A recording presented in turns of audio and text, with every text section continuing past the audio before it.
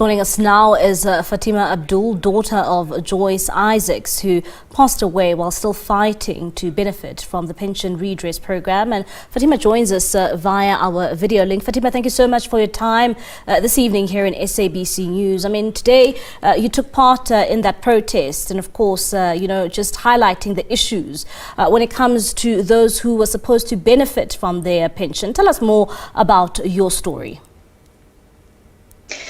Yes, today was actually a bittersweet day. My mum was supposed to be part of the march, but she succumbed to heart failure last year in November. But she always updated me with regards to the processes and the issues. She gave me all the documentation. So I walked the walk with her. So I'm very much aware of what this is really all about. My mum died knowing that monies were owed to her, and she always said to me, you continue the fight when I am not here. And that is why I participated in the march this afternoon.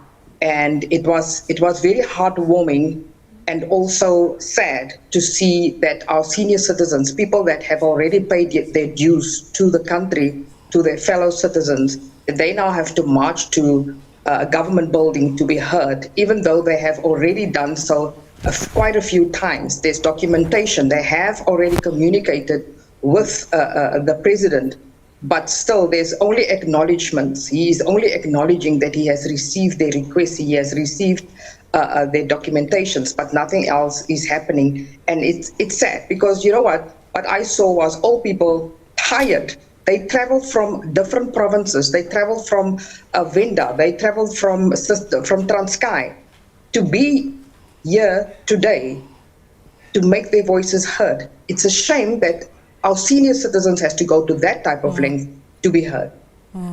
How long has your mom and the other pensioners been fighting this for? I mean, because we know that we are 30 years into this democracy, and now that unfortunately your mother has passed on, this fight still continues for many pensioners.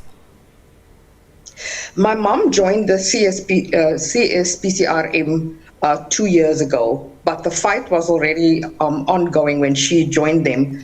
On her own, she also tried to obtain her pension. She went to the different departments, and she was always sent from pillar to post. And then there are people that have been fighting for the past 60 years. They are obviously very much into their old age, in their 80s or in their early 90s. So they have been fighting and seeking assistance. But here's the thing, there is a case pending. There is documentation that was sent to the president as well as Zondo about irregularities, about a person by the name of Dr. Daniel Machila from the PIC. So this is deeper than just senior citizens who is seeking their pension fund. They want to know what happened to their money, what is really happening behind the scenes, what is not being said. And it's frustrating. So my mom, just a little bit about her journey, I opened my eyes in Botswana, so she was a nurse there. And she couldn't get a job because she was not registered as Mtswana. Then she came to South Africa, got a job here, and then the post that she had was also redundant. Then she went back to Botswana and then back to South Africa. So in between these two states or countries, documentation was not really done very well because those years it wasn't done. There was no computers.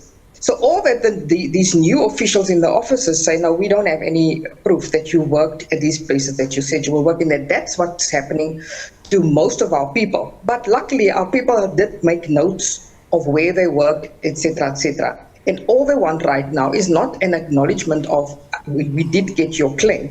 They want their monies. Certain people were paid and other people were not paid. Why?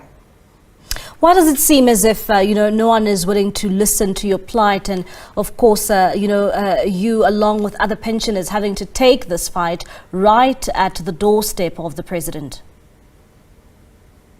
Okay, so I am not a pensioner as yet, but I will get there probably in the next 6 years. But on behalf of the current pensioners, what they said today was if they don't get the response that they want within the next 14 days, they will be back.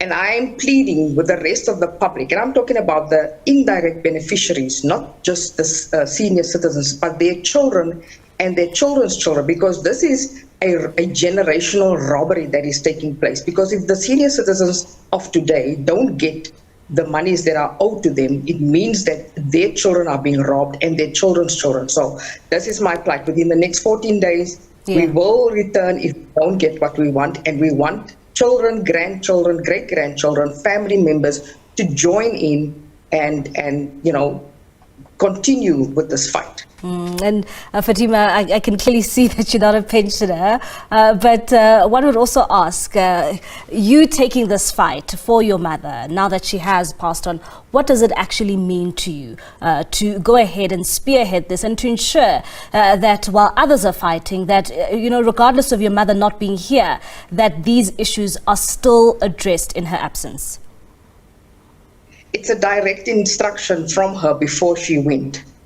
For months, she would always say, when I am not here, I need you to continue. So I'm being an obedient daughter, and I'm continuing not just for myself, but for my child, for my children, and my grandchild as well, and maybe the future grandchildren that I will be having, and also on behalf of everyone else that is indirectly, in this situation. What is your appeal to government now that many of you have taken to the streets to express your dissatisfaction in terms of what is owed to your parents? Stop acknowledging. To acknowledge something says absolutely nothing. Go over it to implementation, execution. Look at the people's documentation and start paying the money. That's all that the old people want. They just want their monies, and it's not something that they that is from the sky that they thought of. It's monies that they worked for. They deserve the money, and the monies was there, but it's been abused, and just a lot of illegal things was done with their money, and I'm not going to go into that right now. But all I'm saying is just pay our senior citizens their money.